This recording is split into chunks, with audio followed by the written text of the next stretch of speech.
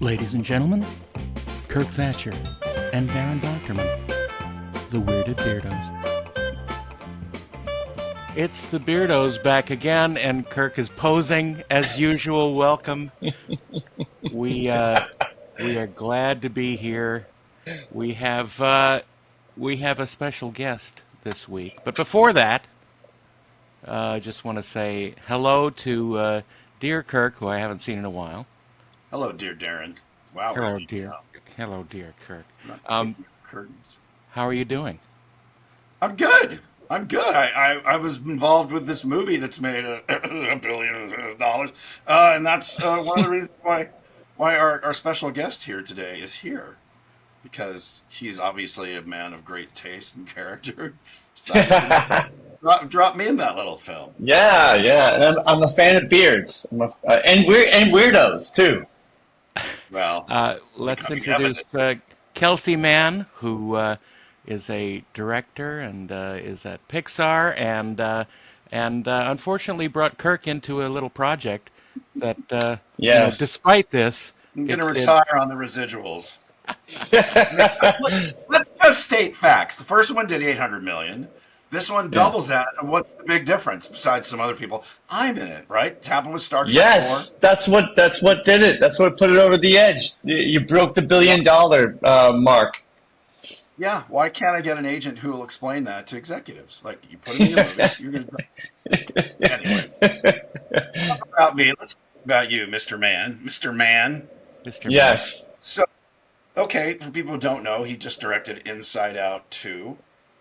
And so you, just to start at the beginning, you grew up where and what got you interested in animation and all that? Oh, I grew up in Minnesota, a town just outside of Minneapolis, a suburb of Minneapolis called Burnsville. And what got me into it? I don't know. I was always a fan. I grew up in the 70s and 80s, so I'm a huge fan of Spielberg and Lucas, and especially Henson and the Muppets. That was something I loved growing up, and I think that's the closest thing, to working at Pixar is kind of the closest thing to doing something like what Jim and Frank and all those guys did. And I know, Kirk, you're a big part of that too. But anyway, I grew up with all of that. And then were you drawn to puppetry and animation, or did animation, there was more of a career in it than puppetry, which was... Yeah, it's funny, man. If I was ever asked, if you weren't doing what you were doing now, what would you love to do? And puppetry was always the thing that I would answer for that kind of, second life thing. I loved it, man. In fact, when I was working at Cartoon Network, and I had some time in between, and I'm like, how am I going to fill my time? I had like 2 months or something, and I took a puppetry class with this guy, and it was fantastic. But that's the closest I've ever kind of gotten to doing any kind of professional puppetry. It was just goofing around, but I would have loved to have done that. It was a huge Muppet fandom or puppetry fandom at Pixar. It's shocking. In fact, some ex-Muppet even worked there. Mike Quinn and I'm blanking her name. She played Red Fraggle. Anyway, Karen Prell. Yeah, sorry. Karen Prell. Yeah. And Mike Osnowitz, who's Frank Oz's dad, was a Bay Area puppet guy. When I know he influenced and even had mentored some of the Pixar people who kind of came out of puppetry and all that. So, okay, so you love puppets. When did you go to Cal Arts, or how did you get into animation? No, I didn't. So I'm from Minnesota, and I went to a college in the Upper Peninsula of Michigan called Northern Michigan University. It's in Marquette, which is right along Lake Superior. It's beautiful. It's a gorgeous area, but there's if you're not into like nature and hiking, then you're not going to like it up there, because that's like what the place is known for. It's gorgeous. When I went there, I majored in film, and I was taking their film classes, and I'm like, well, I was thinking about like how hard it is to get into this industry. I'm like, I feel like I need a leg up in order to like be competitive in this industry and actually get a job. And I was always drawing as a kid growing up. I was always known like as the artist. You know what I mean? Like that was my identity in high school. I was the guy who could draw, and I love film. I love movies, and I love drawing. So I'm like, well, I'm really good at drawing, and that's the thing that could probably put me I can compete with other people through my drawing skills. And so I'm like, well, maybe I should just go into animation because, you know, I loved animation, but I really love film, you know, film first and foremost. And so I'm like, well, maybe I'll go into animation. And at the time I wanted to work at Disney. I remember looking at their like portfolio requirements, and it was all about drawing skills. And I thought I should change majors. And it was it was my first semester at school. I'm like, I wonder if I should switch majors. And I actually thought maybe I should switch schools. So I applied to Cal Arts kind of halfway through my first year in college, and I got denied. And that kind of really threw me for a loop because I didn't know, I didn't have a plan B. Did you call him up and go, neener, neener, neener? Oh, good thing they denied me. I could give a hell of a scholarship, but no. You know, I'm sure, like, I've learned that I'm sure you guys have the same stories too in your career of just like dealing with rejection, you know, and I feel like I've had that continuously throughout my career. I feel like I've always been undervalued, and then once I get the job, people are like, "Oh, holy crap, you're fantastic!" But it always takes me a second to kind of get in. So I feel like I kind of have continuously had that kind of career. So I'm used to rejection, but continuing to try anyway, and I found a lot of success in just in doing that and not giving up. So and were you more in yeah. story when you were at Cartoon Network, or is that where you started? And were you in story or boarding? Man, it took me a long time to do that. You know, I switched to illustration because I talked to one of my counselors at the school, and I'm like, I want to work at Disney, and they're like, well, you're going to need drawing skills. You should be an illustration major because we will hammer in drawing skills. I'm like, okay, I'll do that. So I learned painting and figure drawing, and I didn't really learn animation at all in college. I just learned the fundamentals of like art and drawing and painting. And then I had to apply that to animation and film later. I didn't really learn any of that in school. And so it wasn't really until I got out of school that I started to take those skills that I learned in college and apply them to filmmaking. So I worked at, the first place I ever worked at was a commercial studio in Minneapolis. It's a place called RealWorks Animation, and they did a lot of commercials. And in fact, when I started to work there, they were like, hey, there was this guy here. He just went to the Bay Area, and now he's directing a movie, but he was here for a little bit. His name's Pete. It was seriously Pete Doctor, like Pete, because Pete's from Minnesota, and he grew up like just a town away from me. I didn't know him until I started to work at Pixar, but I feel like I've been stalking Pete Doctor my whole career. Well, just as long as he didn't feel like you were stalking him, that's what. Yeah, I don't know. Yeah. You have to ask him if he feels like I've been stalking him. But yeah, totally. But I worked there for a couple of years, and that's where I learned a lot at that studio, because I don't know if a small studio is like, it's like 10 people, and you're wearing different hats. So I got to learn. Everyone has to be an all-rounder. Yeah, it was a really cool way to learn the actual art of anime. Like I say, I learned the fundamentals of drawing and painting, but then it wasn't there until I started to learn in-betweening. And we were doing cell painting at the time. They hadn't really a digital like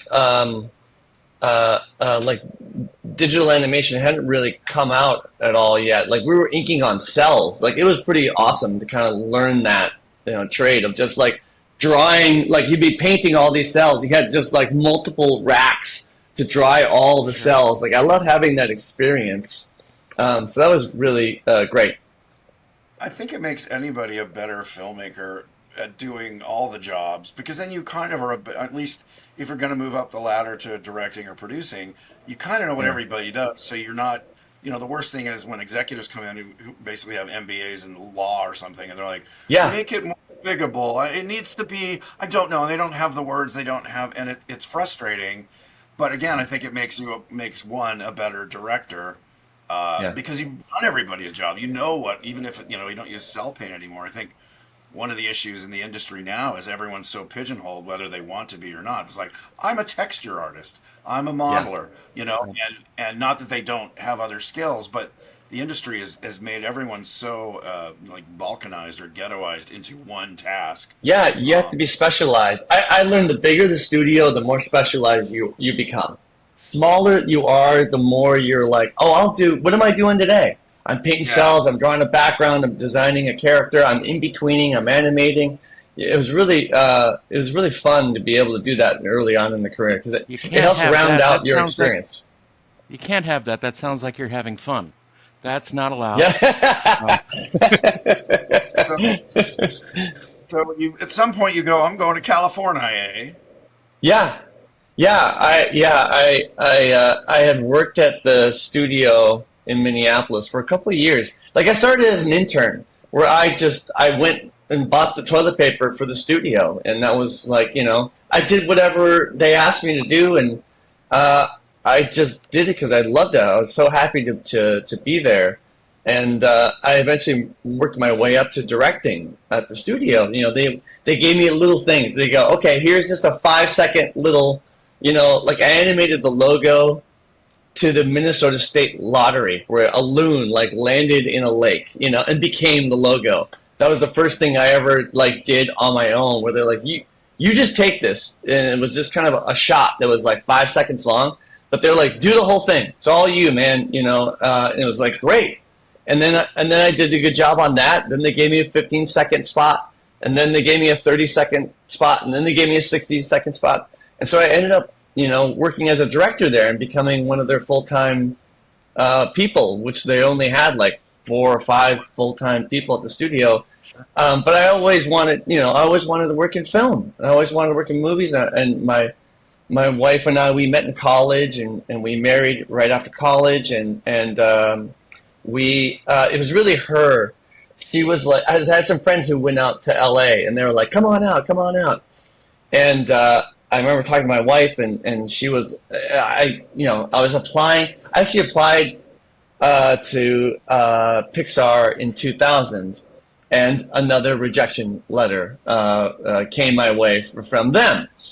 And so I didn't really have a job out there. And then my wife was just like, well, if we're going to do this, let's do it while we're young. And she's a nurse, and so she could get a job. And so she got a job at UCLA. So I knew that at least she had a job. And so we just made the jump. That was in 2000. That was in Wow. 2000 when we made the jump. And I worked at a little tiny studio that did Flash animation. Do you guys remember Sure. Flash at all? Yeah. It was like Yep. I did a lot of online animation for a horrible little studio that I don't even want to say the name of it. It was so Okay. awful. It's gone now, thankfully. But Yeah. Were you in LA you were in LA because you're UCLA, so your wife was at UCLA, yeah. yeah, we lived in Sherman Oaks. That was the first place we moved to was Sherman Oaks in the Valley. And I worked at a little studio, again, wearing different hats, did a lot of Flash animation. Met some really great people. There's some, that's the thing about a terrible studio. Usually they have some really good people that you get to know. The owners are terrible, but the people, your coworkers are kind of like, I'm still friends with them today. And some of them are at Pixar, actually. Yeah. But I did that. And then when I moved to LA, I'm like, man, there are so many opportunities to take classes in LA at night, So I did that. I took classes at the Animation Academy, at the union, the Animation Union, Yeah. Noman. I just took classes, and I did it on weekends and nights. And I learned a lot by doing that because it was taught by people who were doing the job that I wanted to get. And they were fantastic because they not only helped me get better, but they also were like, hey, Warner Brothers Animation is hiring background artists. You should apply, you know. And that one of my instructors, John Nevada's, he really gave me my first like help in the industry, where he told me their Cartoon Network was hiring for storyboard artists, and which I kind of gravitated towards. I had done multiple things in all these little studios, but I really like story and I really like storyboarding. And he's like, you know, yeah, it's filmmaking. So And so he, you went to yeah, so yeah. That was my first real gig. Is I got a storyboarding job at Cartoon Network, and that's where I really started to do storyboarding. which show, which series? It was a show called Megas XLR. It only lasted 2 seasons, but it was a really great show run by great people. Chris Pronowski, he's the owner of Titmouse Animation. I don't know if you know Titmouse at all. First. Yeah, yeah. Chris was the supervising director on that series, and I feel like he opened up the back door of Cartoon Network and was like, "Come on in, quick, get in, get in, get in, get in." And I feel like because so many people would get jobs, you know, through going to Cal Arts, and they all kind of, you know, a lot of them have connections through that, and I didn't know anybody. I didn't know anybody through that, so I feel like Chris Pronowski, you know, a lot of those guys were from New York and worked at like MTV, and then they came to Cartoon Network and got a show, and they didn't know anybody, and so I felt like I got an in because of that. Right. And they just liked my work. They just liked my work, and they liked my test. As you know, in TV animation, you always have to do a test in order to get a job. Yeah. I mean, the mentoring thing is still strong. They don't kind of, you know, I mean, I think Animation Guild does a little bit of that, but all good companies, I know it happens at Pixar, they really used to, where they bring people in and, you know, if you're interested, like you said, you do night school or whatever. Also, shout out to Noman. I think it's one of the best schools for animation. Yeah, or Noman. for anything. That's a really good school here in LA. It's not Yeah, cheap. Noman was great. No, it's not. I remember taking stuff on the weekends at Noman and a lot of design stuff. But it's a great place to learn. Like you said, everyone there is a working professional that does this on the side or, you know, on the weekends. And they also have Yeah. just courses where you're not.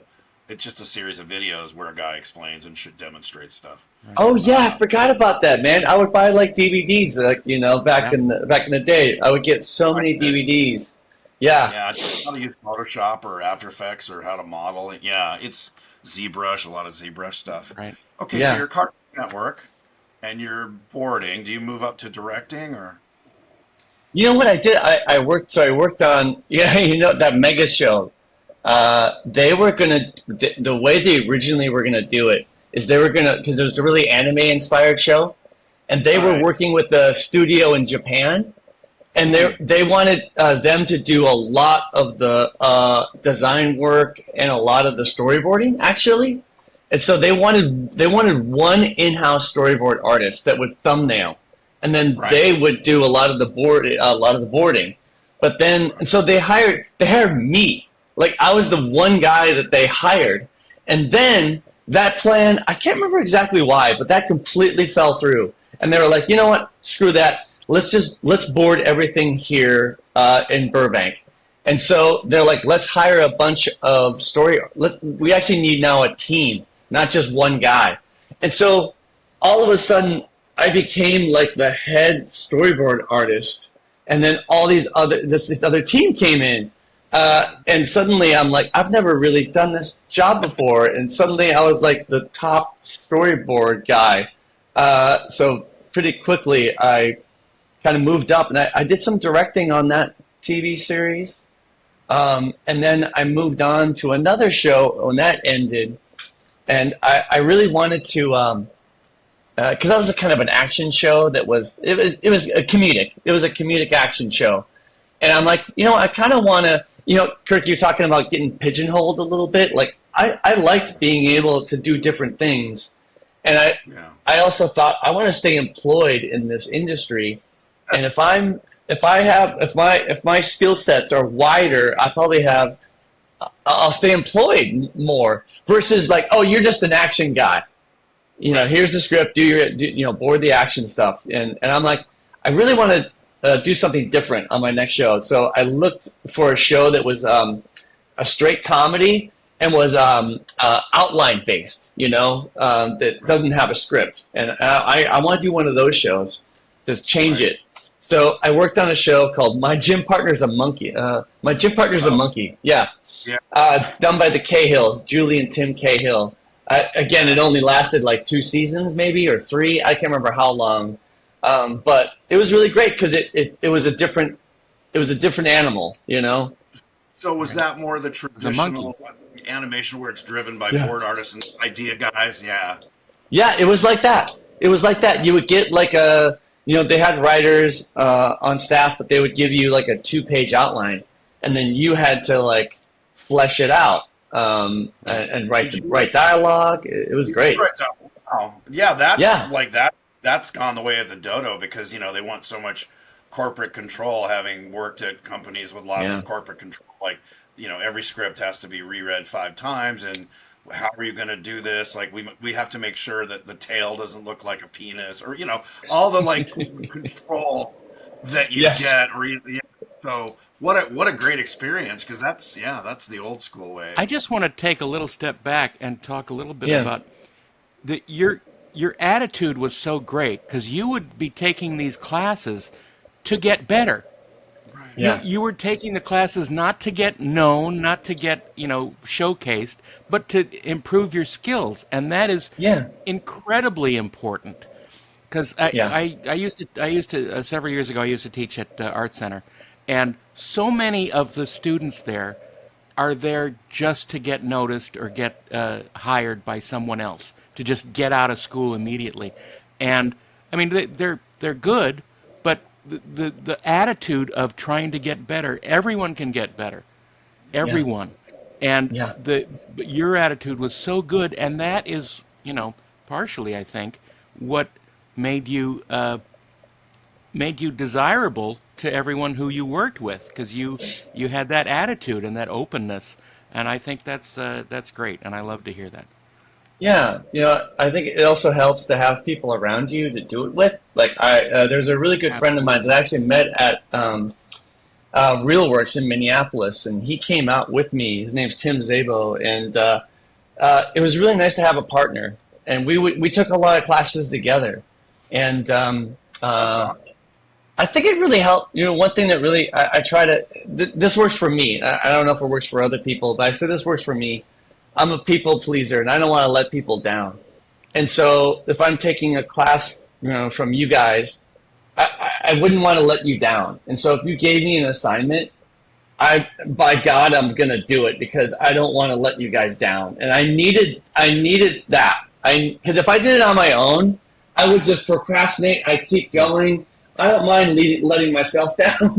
But I know if I like, damn it, I've got my class with those guys on Saturday, and they gave me that assignment, I better damn well do it, And it really caused me to produce and to sit down at night and work and get something done. And I also found when I went in, I remember taking a class once, it was storyboarding class, and I didn't want to, I was lazy or whatever, I don't know what, I was tired or something. I'm like, man, he's counting on you. Carl Naz was the instructor.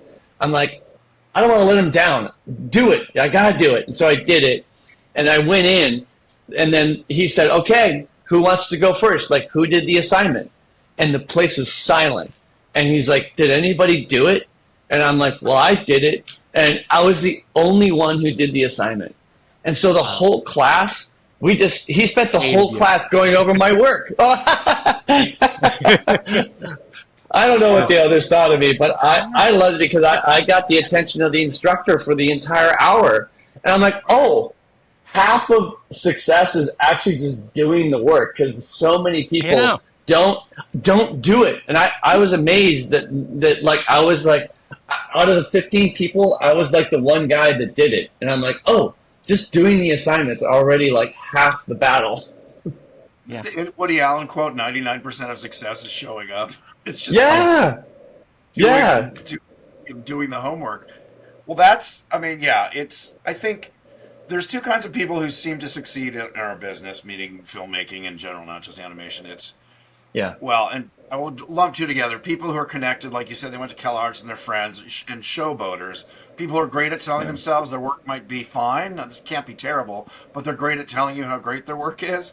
And Oh then yeah. people like who just stay at it and plug, and slowly kind of people can't help but notice, Yeah. like, that guy's really good. And like you said, nobody knew you. You weren't from the CalArts crowd. Yeah. But I mean, that's great. Okay, so now you're at Cartoon Yeah. Network, Yeah. and you've done your directing and boarding and on Jim Partner's A Monkey. Yeah. And then how did you end up getting Pixar? A couple things happened. On my last day at Gym Partner, I ran into the president of Pixar, Brian Miller, and I was like, "Hey, man, I actually thought to myself, I'm going to invite Brian to my pitch," and so I did. I was like, "I'm pitching today. You want to come?" He's like, "Sure." And so he came to my pitch, and it went really well. It was a fun pitch, and it was kind of like near the end and all that. And then I think it was a week later or 2 weeks later, he pulled me into his office as I was like leaving, and he's like, at the time we had like flip phones, and they were just starting to get video on the flip phones. And he's like, "Look, we our phones are able to play content and video, and we want to get into that game. So would you mind making like shorts for all of our shows? You seem to be able to do action and comedy, and you kind of can jump around, and we need somebody to make shorts for all of our shows." So he's like, "Would you be the kind of supervising director for all these shorts?" And I was like, "Sure, that'd be awesome." So I made 90 shorts for them. They were like, anywhere from like 2 minutes to 5 minutes. And yeah. And he would tell me, he'd be like, "All right, I want 5 Ben 10 shorts. I want 6 Foster's Home for Imaginary Friends shorts.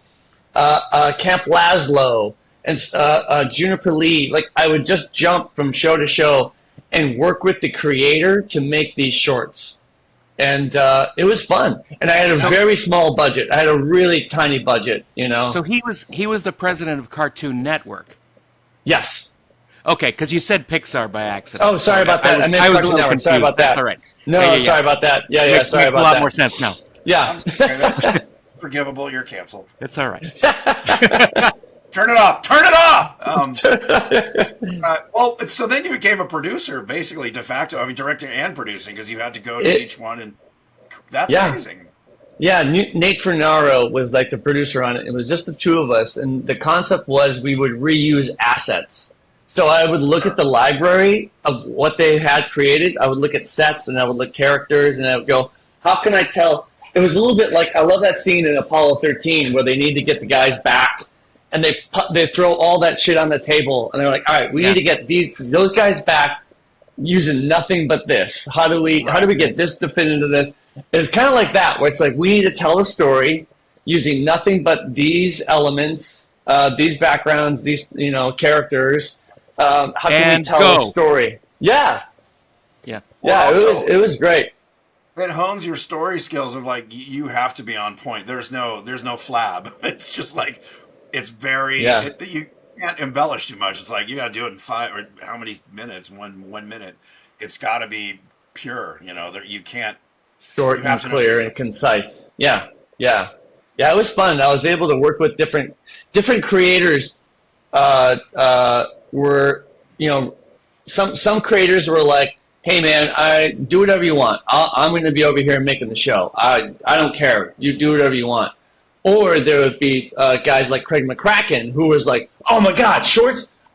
I want to do that," and so I worked with Craig because he was so excited. So the involvement of the creator was up to them. So some of them were really involved, or not at all. Some guys were like, "Do whatever you want. I don't really care." Knock yourself out. I'm making the show. Yeah. Yeah, it was cool. So I did that for God, I don't even know how long, a year or two.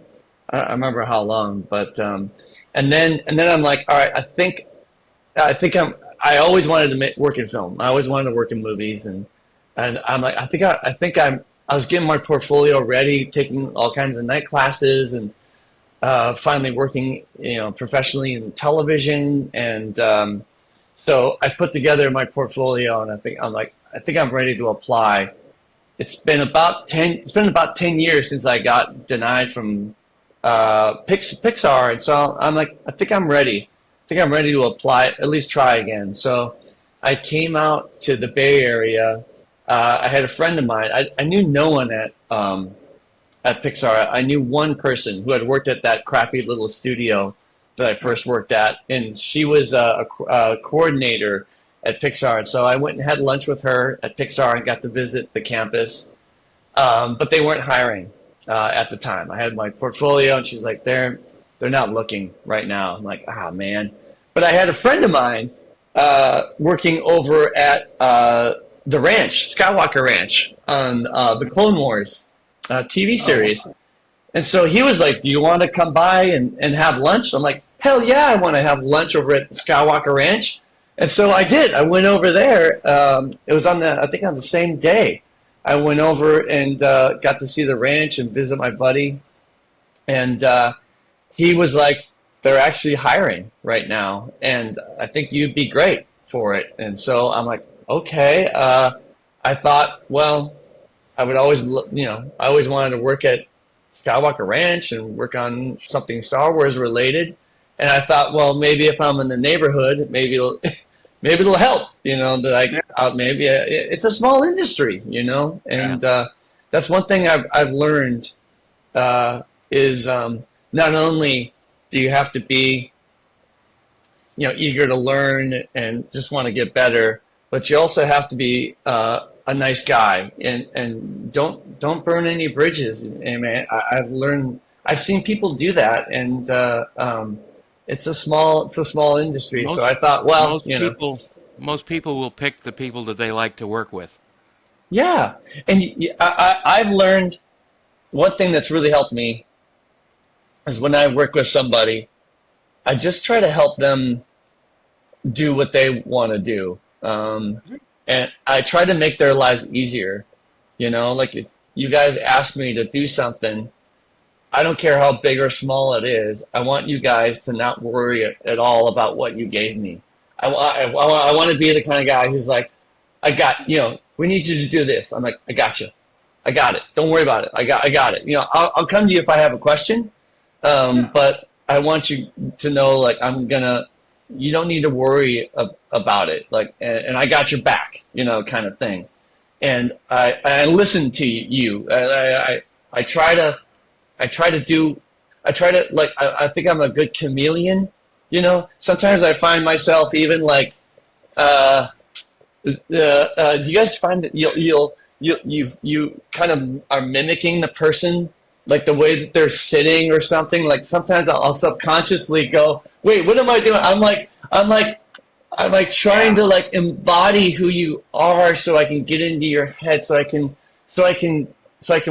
get what you need, for your show, whatever your vibe is, Kind of like Zelig. But you also understand the job of it's a team. I think, the whole auteur thing, we're like, oh, and again, there's, Jim Camerons, and there are people who, but they can't do it without, 30 to 50 other people who are incredibly talented who make them look good. And so what you're saying is that's a way to stay employed. If you make the people you're working for look good, then you look good. And you go, oh, that guy made it, like you said, made it easier. I mean, it's really important, especially in the industry now where kind of you can get a degree in anything. It used to be like, I think we're kind of the last generation of you just had to be self-motivated and kind of learn and teach yourself and take class. And now it's like Yeah. you can be an animation director, graduate from different schools. Yeah. But I think Yeah. that's a really important attitude. And so it was that, and then you got on. Did you move back up to the Bay Area to work on Clone Wars? So yeah, I moved up here to work at the ranch, and that was awesome. I love the Skywalker Ranch. Like Pixar has a gorgeous campus, but there'll Scott, be that's gonna be. I mean, that's the most beautiful place I've ever worked in my life, and never to the will. country, Yeah. and the Victorian architecture, and George didn't, pinch pennies on that. Yeah, it's amazing. And the No, beautiful it's shores of Lake Ewok. oh yes. I've Ewok. Were they Me still doing too. Did they do the Fourth of July picnics? Yeah. Were you there? Yeah, those were Yeah, fun. I was able to go. Yeah, in fact, some friends of mine just went a little bit ago. I was so jealous that they're able to go. But yeah, I have also jumped in Ewok Lake myself. Now, so you moved up. Were you in Marin or in the East Bay, or you just moved up to the San Francisco area? I moved. They put me up in an apartment on Lucas Valley Road, Sure. and so we were gonna buy. We bought a house down in L.A. and Right. we sold it, and we were gonna get a place up here. And I started to look around there, and it's expensive. It's in Marin County, and somebody was like, you know what? Just go further north. You got to go further north, and you'll be able to afford something a little bit bigger. And so Petaluma, yeah, I found this little town called Petaluma, which I absolutely adore and love. And my kids have grown up here. They're now teenagers, and so this is their childhood is Petaluma. It's a lovely little town. It's like the It's Midwest in the '60s. It's just it's small it's town. where they shot American Graffiti. Yeah, some of Yeah, it, yeah. yeah, And yeah, the old completely. theater that's right. We talked about this. About they still have the old theater where it's like the New Art was in LA, where they'd show old films, and Yeah, it's very cool. Okay, so now it's you're on Clone awesome. Wars. You're directing on Clone Wars or story, or what No, are you doing on I Clone Wars? story. I did story. It was an interesting job because I was able to learn 3D. I was able to learn Maya Right. at the studio because George he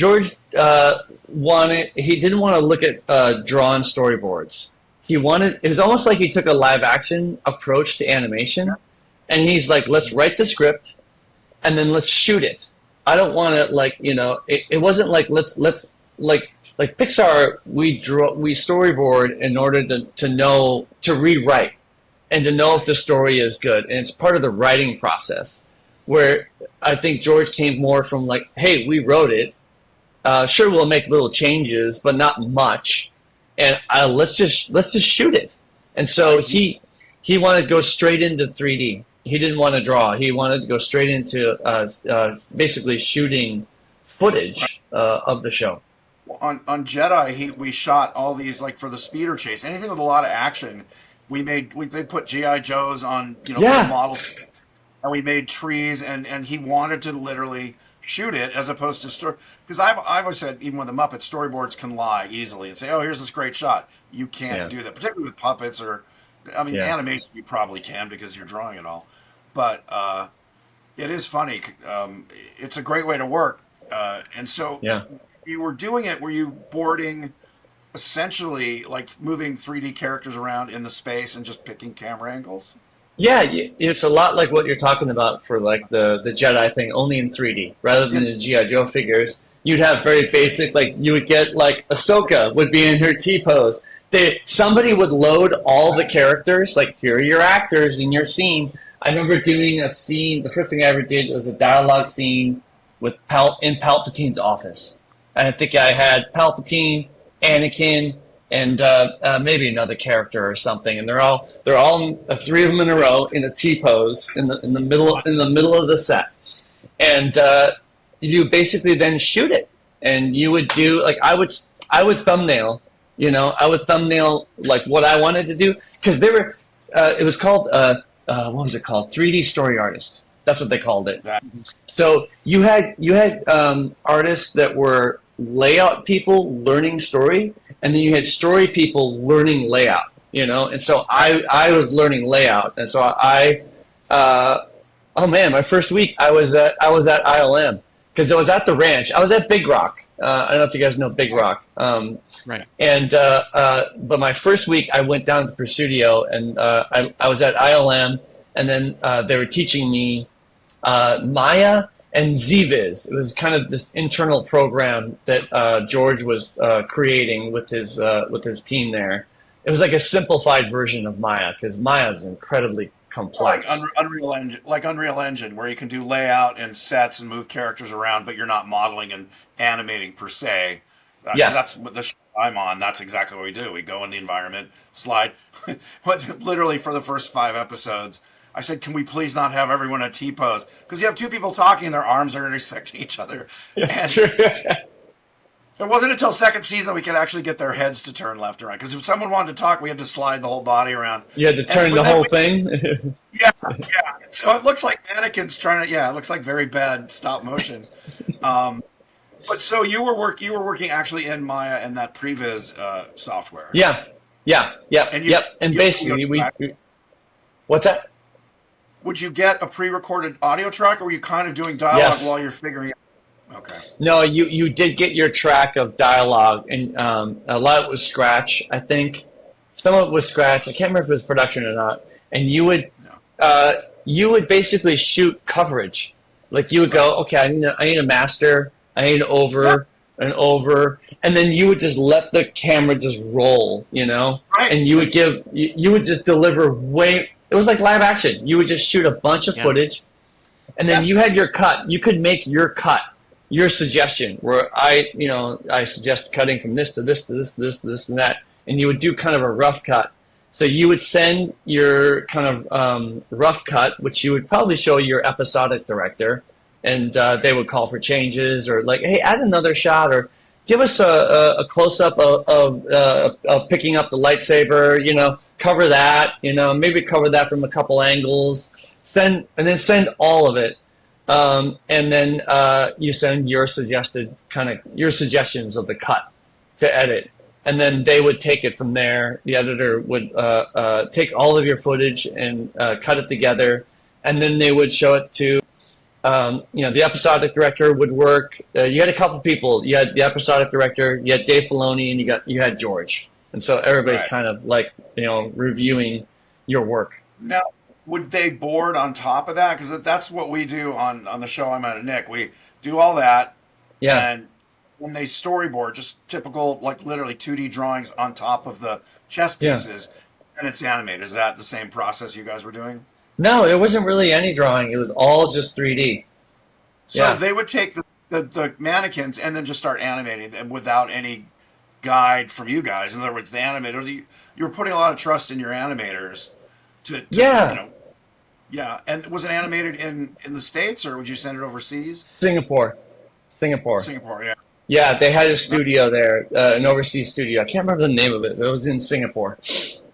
Amazing. So how long were you on Clone Wars before you ended up over Dude, at I kept looking at the because they weren't hiring at the time, and I kept every week I would go and look at the website and see if they So had look through the a window and yeah, yeah, yeah. You hiring? the help wanted sign hanging off Luxo? Yeah. Well, So one day I looked and they had a they were hiring for a story artist. I'm like, whoa, holy crap! And I had worked at the studio. I had worked at Lucas for 6 months, and so oh, they had a posting, and I'm like, whoa, wow! I've only been here 6 months. Like, uh, should I apply? And I looked at my contract for Lucasfilm, and they had moved me. They had moved me from L.A. in our right. house up here. They paid for all of that, and it was a nice move, man. We just left our house, and then movers came and took stuff off shelves and put it in the boxes. Like it was a nice move. It probably cost like I don't know 10 grand or something to move us. And I looked at my contract, and they're like, if you quit before 12 months, you got to repay. I'm like, oh man. I got to repay like that's a thousands of dollars, and I remember talking to my wife, and she's like, "Look, if that's the fee you have to pay to work at the place you've always wanted to work at, would you pay it? I'm like, Wow. yeah, I would. So I applied. I was like, screw it. I'll pay it. And so I applied, and it's a weird process. I don't know what it's like now, but when you send your stuff in, you kind of you don't get a reply. You don't get like, hey, we received your portfolio. We'll get back to you. Just nothing. So I didn't even know if they got my portfolio. Like, did I put the address right? I have no idea. And months and months went by, and so much that I thought, well, I didn't get the job, you know. And 5 months later, my phone rang, and it was Pixar asking if I wanted to come in for an interview. It came out of nowhere. I'd given up. I had totally given up any kind of hope on it. And I said, I'd love to. And I went and did the interview, and the interview process, and then deciding whether or not they wanted to hire me, that took a month. And so Perfect. it was How was awesome. that? You guys, I worked 1 week over my 1 year mark. 1 week. Oh my goodness. That's It was wait, now, amazing. who interviewed you? Like, was it like Jeff Pigeon, like those kind of guys, like story people? It was all the heads of story at the time. So it was Oh, wow. who was it? Jim Reardon, Jason Katz, Nate Stanton, Ronnie Del Carmen. Yeah, all those guys. Those are the guys I remember interviewing with. It was just like I just sat in the office in the conference room and just it just was a real. Wow. It was no, they just kept rotating people in. You know, Oh, okay. sometimes yeah. Tribunal. Yeah, no, it was. Nice. I sat in there for a couple hours, and then people would come in, maybe sometimes one at a time, sometimes two at a time, and it was great. Did Ted Buzz Ted Lightyear Mathit. come in at Ted any time? Mathit. Oh, what's that? Yeah. Yeah. Did Buzz Lightyear come in at any time? Did Buzz Lightyear? Is that what you said? Yeah, yeah. Not at the Because that time. would be cool. Don't Oh. don't break don't break the illusion. Just say, yeah, Buzz was busy. He was doing an adventure in space, Darren, that week. So yeah. Oh, good. Wait a minute. So what year? This is like 2011, 2012. This was 2008. Oh, okay. This is Great. 2008. And so Yeah. you started Pixar, and what was your first show or movie? You know what's cool? The reason why I was like, of course, Ted interviewed me because I think Ted really pushed for me, and at the time, Ted was working on Brad Bird's like live action film, the 1906 earthquake movie, which Yeah. was kind of done. It wasn't total. It wasn't really a Pixar movie, but it was kind of it crossed over a little bit. And I was going to work on that. I was going to work on the 1906 movie, which I was like incredibly excited about because it was, I love animation, but I also love film, and that was a fun like live action thing, and I thought it was fantastic. But when I started, they were like, change of plans. You're not on 1906 anymore. I'm like, oh, I'm not. They're like, nope, you're on Newt, which was a movie that Gary Rydstrom, the famous, wonderful sound designer, was directing. And I'm like, okay. And so I came on that, and they had already worked on. I came on near the end of that movie because, spoiler alert, we never made it. So they canceled it. They canceled it. So I came on at the very end of the run of that on that movie. So it was kind of a weird way to start the studio to work on a movie that never got made. But Gary was great. I love Gary, and I was able to work with Jeff Pigeon. He was on that film, and along with a whole bunch of other talented people. And I worked on the last screening or two. I think I was on for 2 screenings before they shut the whole thing down. So Newt was my intro. Was Joe Ranft still alive at that point? No, I never met Joe. Joe had passed away when I was down in L.A. I can't remember what year Joe passed away, but I really wish I had a chance to meet him.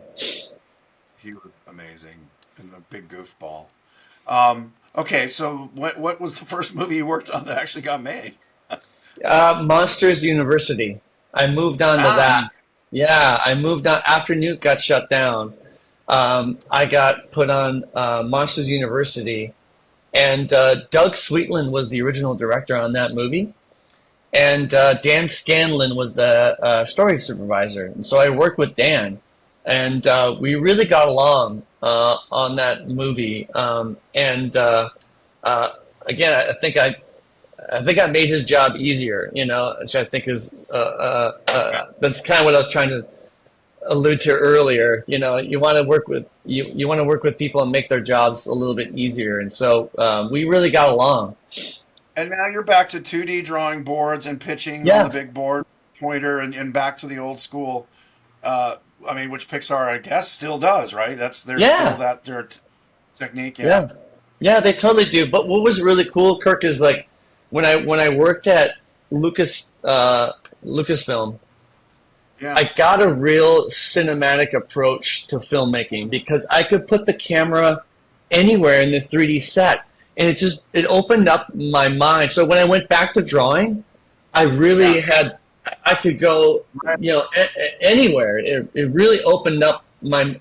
It was a good transition from TV animation, which sometimes can be limited and flat, depending upon the show, obviously, Right. and the style of the show. It was a really great transition to going into features. So I feel like I Well, drew. I feel like I drew better.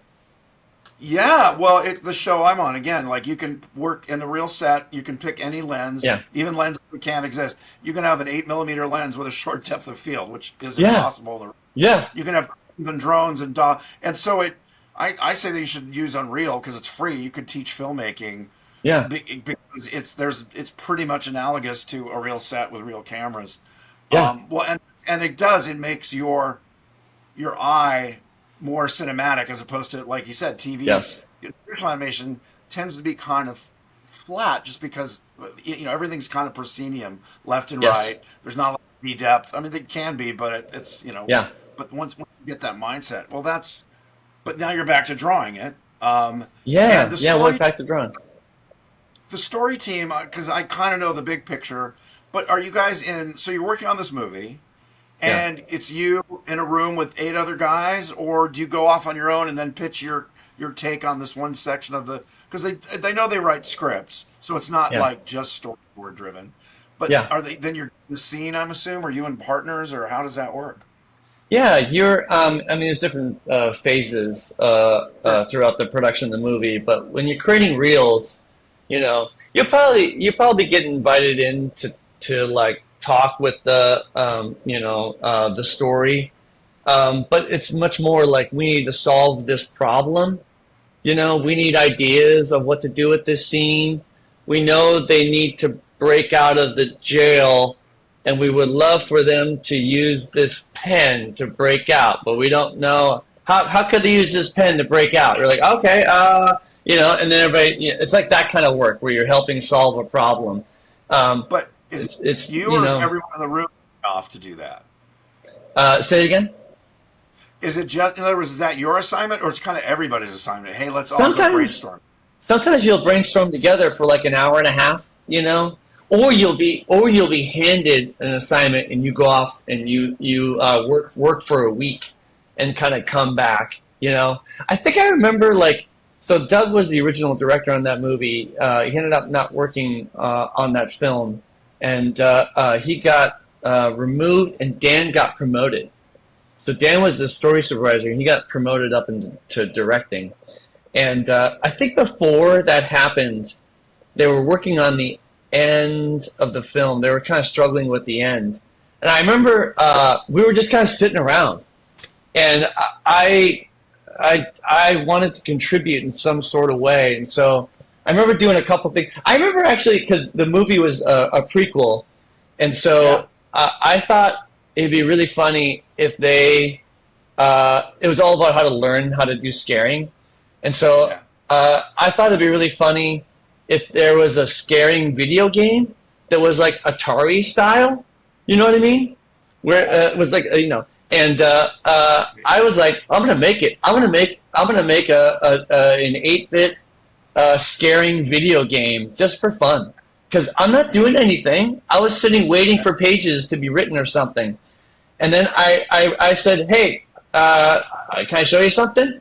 And I showed this funny little thing of this 8-bit Atari video game that was called like Scare Lair or something. And it was like a video game to scare a scaring video game.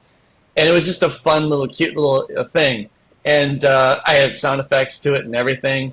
And I think that, again, I think Dan was like, damn, he just did that on his own. He could have come in and done nothing for a couple days, but he created a fun little video game thing. It's like, damn, that was pretty cool, man. And I remember them working on the ending, and they were like, hey, does anybody have any ideas for it? And I just storyboard. I kind of beatboarded. I did beatboards of an ending for the film, and I just went in and I go, hey, here's an ending to the movie, and I pitched this whole, like, the movie is Monsters University, right? And so I wanted to see like a scaring equivalent of like a football game, because it's such a classic, like, it's just kind of classic college thing. I go, right. It's like, us versus, it's like home versus away, and it's two scaring teams. It was like a Super Bowl kind of thing. Like, I don't know a lot about football, but anyway, it's like it was like a college bowl thing, only it was scaring.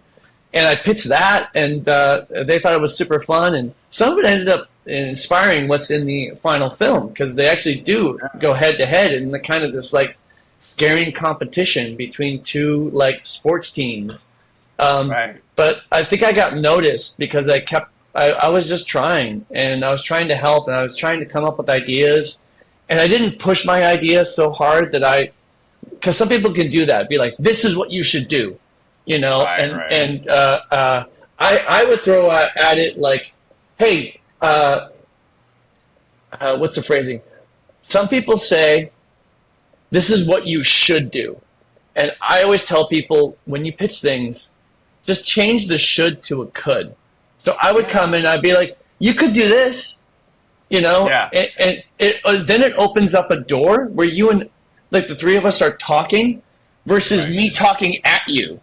And I'm like, you guys should do this. This is what you should do. This would work. And some people, can do that, and that's the way they are. But I prefer to collaborate with people, and I found a lot of success in that versus some people come at you and talk at you versus talking with you and collaborating with you. And I think people like that. I think people like that. I ended up getting, if I can jump real quickly to it, I ended up getting promoted to story supervisor on Monsters University, like the first movie I ever worked on that came out. I became the story supervisor, and I think it's in part because of that. And I think it's also in part because I worked outside the studio for 10 years before I got to the studio. Sure. Right. Now, did you work on Inside Out 1? No, I didn't. I was on another movie. I did what you do for all the films, which is you go to the screening and you send in your notes and you send in your thoughts. So I did do that, but I wasn't officially on the crew at all. What was I doing? I don't remember what movie I was on. Maybe The Good Dinosaur or something. I think that's what I was working on. Right. So, okay, you're at Pixar. You're a story guy, head of story guy. How do you end up on? I know Inside Out 2 probably started 3-4 years ago. They said, okay, we're gonna do this. Pete is now head of the studio, so he's like, I'm too busy to direct it. Yeah. And how do you end up? Do you apply? Do they say, hey, Kelsey, we think you're the guy, or how did that happen? It's a little weird. Like, I think a combination of things happened. I'd done story supervising for a couple movies. Right. I was on Monsters University, which I worked with Pete on that, because he was, it's very similar to Inside Out, where, he was an executive producer on the movie. So I think Pete got to know me doing that film. And then I was head of story on the reboot of The Good Dino. So I wasn't on the first kind of pass on it, but I worked with Peter Sohn on that one. And then I was a story supervisor on Onward. So I'd done story supervising like 3 times. I was getting a little like, I needed a challenge. It was getting repetitive a little bit, and I didn't. Some people again demand like, I want to direct, and if you don't, I'm out of here. And that's never been my style. I feel like all my opportunities have come from me just doing the best job that I can in whatever I'm doing. I never thought I'd be a story supervisor at the studio, and I never thought I'd be a director ever, because it just took me so long to even get a job as a story artist. I never Right. thought beyond that, so I started to get to know Pete and and Jim Morris too. He's the president of Pixar, and yeah, Jim's great, man. I actually, yeah, ILM, yeah. It was really fun to kind of talk to him when I first started, that connection of like knowing Lucasfilm and working with George and all that. Jim's awesome. They had a mentorship program at the studio where they would connect you with like a leader. If you're kind of an up and coming person, they would connect you with somebody and do a mentorship. And so Yeah. I got asked to do that. Like, do you want to be in the mentorship program? I'm like, yeah, that'd be great. And so I thought they would pair me with one of the directors. Like, I thought maybe John, or I thought Pete or Andrew or Lee or somebody. And I got paired with Jim. And at first I was like, Jim, like I was thinking it would be a director. And I got paired with Jim, and I'm like, whoa. I'm like, well, all right, let me get to know Jim. And I did the mentorship with Jim, and I freaking loved it, because that man is incredibly smart. He's such a nice guy and very helpful, and I learned a lot from him. And it was the best thing ever. It turned out to be amazing, and I got to know Jim too. Right. Which I don't know if that helped. It certainly didn't hurt at all. And I kind of let him know that I was looking for something. I'm not exactly sure what I want to do next, but I'm looking for some sort of challenge. And I love it here, and I want to be able to help out in any kind of way I can. But I don't know if it's that, or I kind of just put it out there that I was looking for something different, but I didn't demand it or threaten or anything like that. We only have a few minutes left. We have about 5 minutes left. So Oh if you yeah. could talk about how it happened for Inside Out 2, and Yeah. obviously it's a great success. And but how did it begin for you?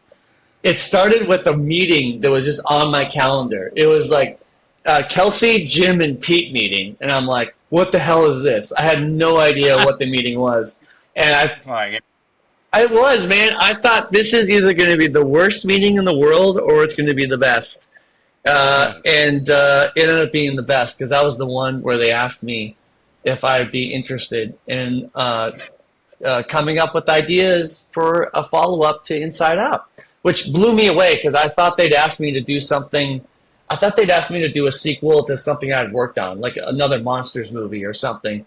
And then Pete said, "I was thinking Inside Out for you." I'm like, "Whoa, what?" Like Kirky was, I wasn't on the first film at all, and so that kind of blew me away. And they're like, you don't have to say yes to it if you're not if you're not gelling with it. It's okay. And so I went home and I thought about it, and I thought about like the first film and what it meant to the world, and I'm like, well, it's a really fun movie. It's really imaginative, and it made a meaningful impact on the world. And think about like Henson and the Muppets, and like that's the Muppets to me. Fun, imaginative, and made a meaningful impact on the world. I'm like, that's why I wanted to do this in the first place. And why wouldn't I say yes to this? This is everything I want. And I thought it would be a good thing for me to do for my first film too. But it was quite a lot of pressure. I won't lie. But I came in the next day and said yes to it, and started to work on it in January of 2020. Is when I began on the film. one of the things I loved about it, and I don't know, the process obviously, but I thought the first one was beautiful. Was a little dark. like, Yeah. how it kind of went. And I'm like, man, that's a little kid and that's heavy. I mean, Yeah. I went through that stuff as a little kid, so I thought it was poignant. But you kind of Yeah. walked out. I mean, I know people were crying openly. What I Yeah. loved about this one is and also again, it's a kid going through puberty, so there's kind of a lot more opportunity for the Yeah. humor. Like, you start going a little crazy, but it Yeah. didn't go dark, and Yeah. it dealt with things kids, girls and boys go through, is like wanting to have friends and your cool Yeah. friends and your real friends. And I Yeah. thought you really balanced that tightrope of not getting maudlin, and she's not thinking about, oh my god, I'm going to kill myself, but Yeah. also not Yeah. Yeah. the hormones. You could have gone edgier with that. I thought you just, and I'm sure as you and your story team and honing it. It's what they say, you make a perfect copper pot by 1,000 a Oh thousand yeah. blows. And our story process is that just you keep refining and refining. And I know there Yeah. were scenes cut out, but when it was the process for you, was it exhilarating, frustrating, both? Like, are there times you're like, oh, this is a great idea, I can't believe nobody loves this, or like, wow, that got through, or just briefly, I know, sorry, of It's cutting. it's yeah, it's a stressful process because it takes years and years and years to get through this and to follow up of a film that everybody loves. Like that's the question I got so much at the beginning of press. Everyone's like, "Man, Inside Out's my favorite animated movie you guys have ever done. Maybe my favorite movie of all time. Do you feel the pressure following that up?" I got that a lot at the beginning before people had really seen it. So it was definitely a lot of pressure. But I did, Kirk. I remember putting an emphasis on fun. We have kind of core values on our shows, and sometimes we go, "This is the type of show we want to be," and I'm like, I want to have fun. Because I found myself at times I wasn't having as much fun as I thought I should be, and I'm like, I want to make a fun movie. At the end of the day, I want to make a movie that people want to watch again, because those are my favorite movies. There's a lot of really Yeah. great movies that like you walk out of and you're like, man, that was really good, and you're like, you want to see it again? No, not at all. Never again. There's good movies that are one-time watches, and those are great, but I don't. Those aren't my favorite movies. Again, it's a lot of like the Henson stuff. Like I want to watch it again, and I want it. I knew I'd be dealing with heavy stuff, so I wanted to also counterbalance it with fun because I wanted people to say, I want to see it again. Right. I don't want to walk out going, yeah, it was heavy and it reminds me of the darkness of childhood, as opposed to like, oh, wow, that really got everything, the whole, not just one aspect. But I mean, I think Yeah. the real question that everyone has is like, this did twice the amount of doubled at this point. Maybe it'll go further than the first. Is it because I was in it? I mean, I think it's kind of obvious. I like to think it, Kirk. I like to think. I'm Oh, so happy you're in the movie.